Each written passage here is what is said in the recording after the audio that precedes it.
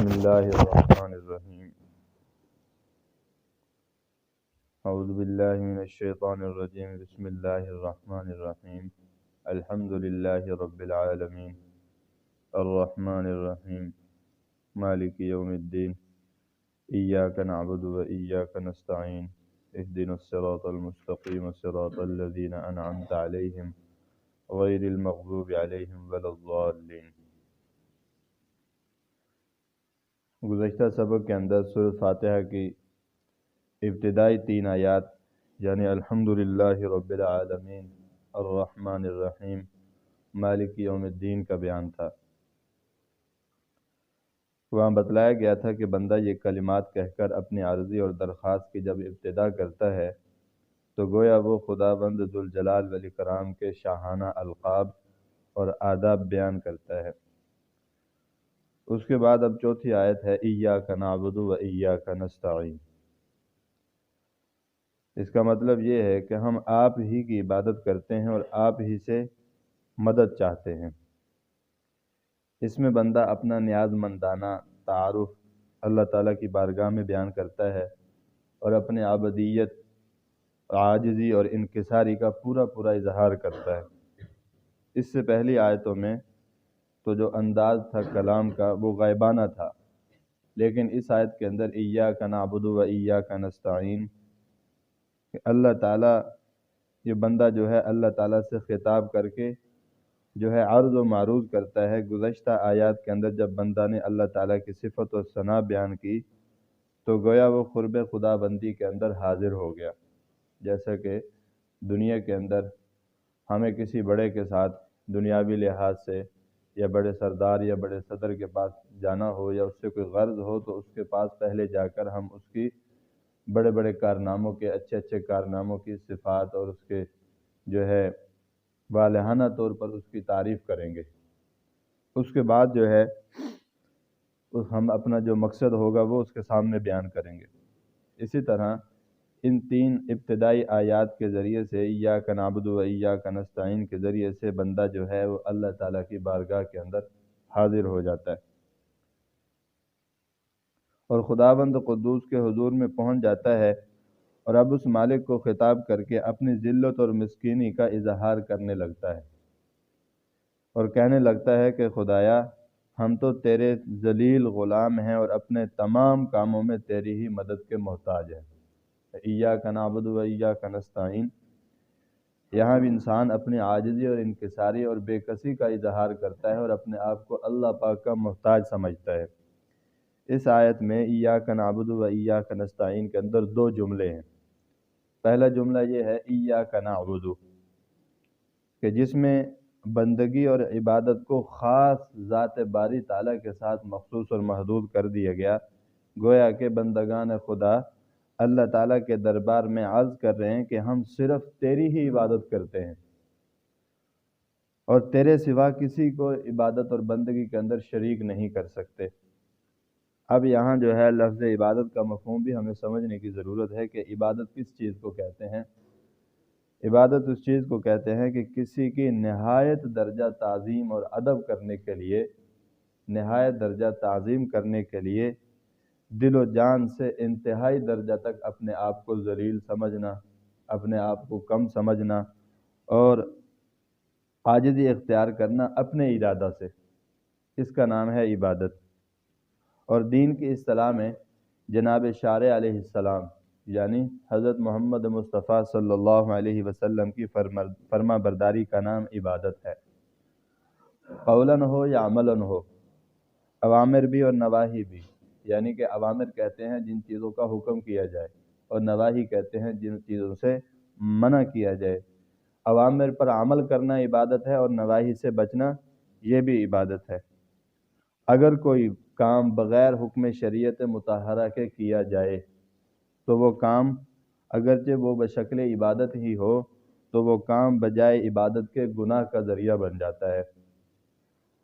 دیکھیے نماز عبادات میں سب سے اعلیٰ درجہ کی نماز ہے، مگر اوقات مکروہہ میں یا غصب کی ہوئی جگہ کے اندر اس نماز کو ادا کیا جائے تو یہ نماز نہیں ہوتی۔ مکروہ وقت کے اندر اب اس کا وقت ہے، اس کی شرائط ہے اور پاک جگہ پر پڑھنا یہ نماز کے اہتمام کے اندر شامل ہے۔ اگر ہم کسی کی چھینی ہوئی زمین کے اندر نماز پڑھیں گے یا جو ہے بے وقتی نماز پڑھیں گے تو وہ نماز نہیں کہلائے گی بلکہ فضول چیز ہوگی۔ دوسرا یہ ہے ہم جو ہے ہر کام جو اللہ کے حکم اور نبی علیہ السلام کے طریقہ کے مطابق کریں گے تب وہ جا کے ہمارے لیے عبادت بنے گا۔ جیسے کہا گیا کہ نماز عبادات میں اعلیٰ درجہ کی عبادت ہے۔ اب اس کے اندر حکم جو ہے حالات کے اعتبار سے بدل جاتا ہے۔ جب انسان اپنے گھر میں یا کہیں بھی مستقل طور پر رہائش پذیر ہو تو وہاں پر اس کے لیے نماز کا طریقہ اور حکم اور ہوتا ہے۔ جب وہ وہاں سے رخصت ہو کر کسی جگہ روانہ ہو جاتا ہے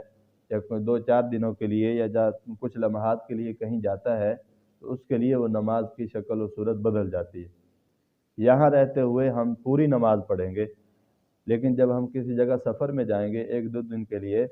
تو سفر کے اندر کیا ہوگا، ہمارے لیے نماز کا طریقہ کار بدل جائے گا۔ کیسے کہ فجر کی نماز تو ہم 2 سنت 2 فرض پڑھیں گے، لیکن ظہر کی نماز ہمارے لیے صرف 2 فرض ہیں۔ فرضوں کے اندر تقصیر ہے، لیکن بقایا نماز کے اندر اگر فرصت ہو وقت ہو تو وہ بندہ پڑھ سکتا ہے۔ اگر بندہ سفر کی حالت میں یہ سمجھ لے کہ یار نماز ہے اچھا عمل ہے، میں بجائے 2 کے 4 رکعت ظہر کے فرض پڑھ لوں تو وہ نماز اس کی نماز نہیں بلکہ اس کو گناہ بن جائے گا، عبادت نہیں بنے گا۔ کیوں؟ اس لیے کہ اس کے اندر حضور علیہ السلام کا طریقہ نہیں رہا۔ کیونکہ جو بھی کوئی عمل ہوگا جو حضور علیہ السلام کی سنت کے مطابق ہوگا وہ تب جا کے ہمارے لیے عبادت کا ذریعہ بنے گا۔ اور اسی طرح روزہ ایک عمدہ عبادت ہے، مگر ایام عید اور تشریق میں روزہ رکھنا گناہ ہے۔ عید کے دن بھی روزہ رکھنا گناہ ہے، اور ایام تشریق یعنی کہ قربانی کے 3 دن انہوں کے اندر روزہ رکھنا بھی منع ہے۔ اس لیے شارع علیہ السلام حضرت محمد مصطفیٰ صلی اللہ علیہ وسلم کے حکم کے خلاف ہے، اس وجہ سے یہ گناہ ہوگا۔ تو معلوم ہوا کہ عبادت کی حقیقت فرما برداری میں ہے، یعنی کہ جس طرح اللہ پاک نے فرمایا ہے اس طرح کرنے میں، اور حضور علیہ السلام نے جس طرح کر کے دکھایا اس طرح کرنے میں یہ ہمارے لیے عبادت کا ذریعہ بنے گا۔ فرما برداری کا نام عبادت ہے، نہ کہ صرف نماز روزہ کا نام عبادت نہیں بلکہ فرما برداری کو بھی جو ہے عبادت کہا جائے گا۔ تو امام غزالی رحمۃ اللہ علیہ نے اپنی کتاب 40 میں عبادت کی 10 قسمیں لکھی ہیں۔ نمبر 1 نماز، نمبر 2 زکوٰۃ، اور نمبر 3 روزہ، نمبر 4 حج، اور نمبر 5 تلاوت قرآن، اور نمبر 6 ہر حال میں اللہ کا ذکر کرنا، اور نمبر 7 حلال روزی کمانے کے لیے محنت اور کوشش کرنا، نمبر 8 مسلمانوں کے پڑوسیوں اور ساتھیوں کے حقوق ادا کرنا، اور نمبر 9 لوگوں کو نیک کاموں کا حکم کرنا اور برے کاموں سے منع کرنا، اور نمبر 10 رسول اللہ صلی اللہ علیہ وسلم کی سنت کا اتباع کرنا۔ یہ سب کچھ عبادات کے اندر سمجھا جاتا ہے۔ یہاں پر ایک ایاک نعبد میں ایک قابل غور بات یہ بھی سمجھنی چاہیے کہ درخواست کرنے والا فرد واحد ہونے کے باوجود جمع کا صیغہ استعمال کر رہا ہے، یعنی ہم یہ کہتے ہیں ایاک نعبد، جس کا مطلب یہ ہے کہ ہم آپ ہی کی عبادت کرتے ہیں، لیکن اس کو پڑھنے والا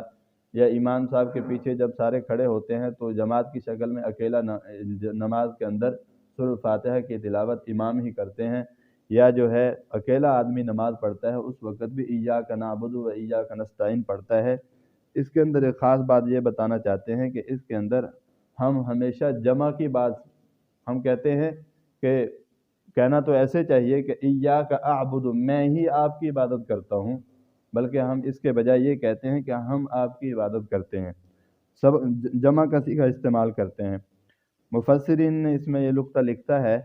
کہ ایک بندہ انفرادی حیثیت میں اپنی درخواست اور عرضی قابل پذیرائی نہیں سمجھتا، یعنی کہ ایک بندہ اپنی درخواست یا اپنا کام، مجھے امید نہیں ہے کہ میرا کام اکیلا میں جاؤں گا کسی کے پاس بھی، دنیاوی مثال کے طور پر ہم بڑے سرداروں کے پاس جائیں یا بڑے ایم پی ایم این اے کے پاس جائیں، دنیاوی اعتبار سے میں سمجھا رہا ہوں، اب مجھ پر اعتماد نہیں ہے کہ میری بات وہاں پر مانی جائے گی یا سمجھی جائے گی۔ اس لیے میں یہ چاہتا ہوں کہ میرا یہ طریقہ کار ہوتا ہے کہ جو میرے علاقے کے ہیں یا میرے محلے کے ہیں، میں ان کے بڑے بڑے لوگوں کو، سمجھدار جن کی کوئی بات چلتی ہے، ان کو ساتھ لے کے وہاں جاؤں تو پھر میرا کچھ نہ کچھ کام بن سکتا ہے۔ اسی طرح ایاک نعبد جو ہم استعمال کرتے ہیں، اس کے اندر ہم خاصان خاص انبیاء کرام اور اولیاء اعظام کی عرضی کو ساتھ میں شامل کرتے ہیں کہ یعنی کہ اے اللہ، اگر میری بات قابل قبول نہیں ہے تو انبیاء اور اولیاء کرام کے صدقے ہماری یہ بات اور درخواست کو قبول کر لیا جائے۔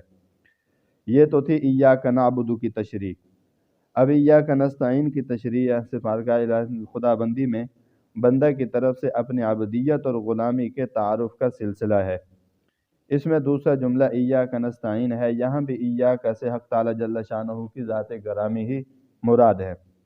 تو ترجمہ ایاک نستعین کا یہ ہوا کہ ہم تجھ ہی سے مدد چاہتے ہیں اور تیرے سوا کسی سے مدد نہیں چاہتے۔ ایاک نستعین کہہ کر گویا بندہ اللہ تعالیٰ کے حضور میں یہ اظہار کرتا ہے کہ ہماری حیثیت ایک عاجز اور درماندہ غلام کی سی ہے، جس کا سب کچھ آقا کے لیے ہے اور جس کا سر اطاعت ہر وقت آقا کے سامنے جھکا ہوا ہے، اور اطاعت اور بندگی کا یہ کل سرمایہ بھی ہماری قوت اور ہمت اور کوشش اور تدبیر کا نتیجہ اور ثمرہ نہیں، بلکہ یہ بھی آقا ہی کی دی ہوئی توفیق اور اس کی اعانت اور مدد کا صدقہ ہے۔ الغرض یہ ہے کہ جب بندہ ایاک نعبد و ایاک نستعین کہہ کر اپنے مالک اور حق، خالق اور رازق اور مربی کو خطاب کرتا ہے تو وہ اللہ تعالیٰ کو حاضر و ناظر سمجھ کر کہتا ہے کہ اے اللہ،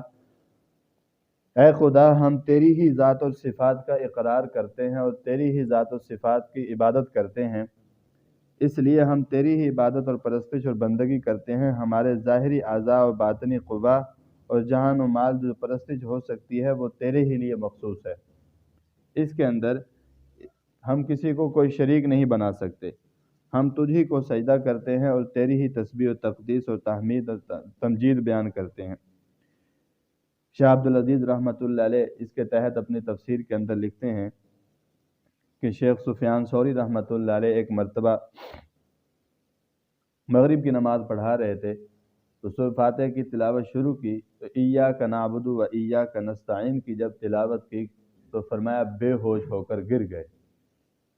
تو جب ان کو ہوش آیا تو ان سے پوچھا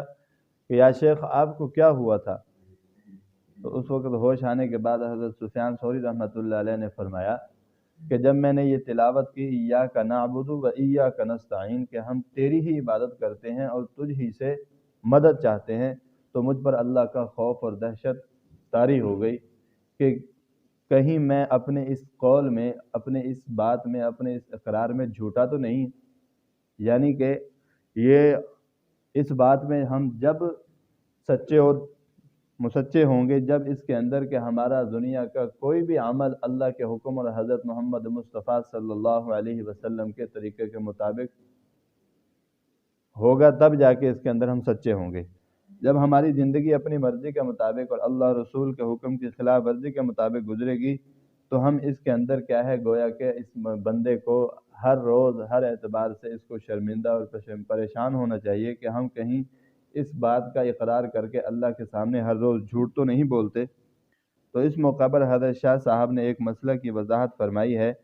کہ اللہ پاک سے مدد حاصل کرنا یہ ہر حال میں ضروری ہے، کہ جیسے ہر کام کے اندر ہم دکانداری کو، اپنے دنیا داری اسباب کو اپنا جو ہے مددگار اور پالنہار نہ سمجھیں، بلکہ ہمارا مددگار اصل کون ہے؟ وہ اللہ تعالیٰ ہی کی ذات ہے۔ یہ تو تھا ایاک نعبد و ایاک نستعین۔ یہاں پر انشاءاللہ بات کو ختم کرتے ہیں،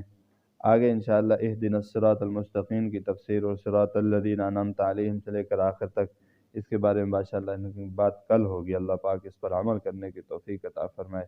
وآخر دعوانا ان الحمد للہ رب العالمین۔ اللہم لک الحمد کما انت اہلہ وصلی علی محمد کما انت اہلہ فإنک انت اہل التقوی واہل المغفرہ۔ یا رب لک الحمد کما ينبغی لجلال وجہک وعظیم سلطانک یا احدا صمدا لم یلد ولم یولد ولم یکن لہ کفوا احد۔ اے اللہ جو کہا سنا اس پر عمل کرنے کی توفیق عطا فرما۔ اے اللہ جو اس پر عمل کرنے کی توفیق عطا فرما۔ سبحان ربک رب العزت عما یصفون وسلام علی المرسلین والحمد للہ رب العالمین آمین برحمتک یا ارحم الراحمین.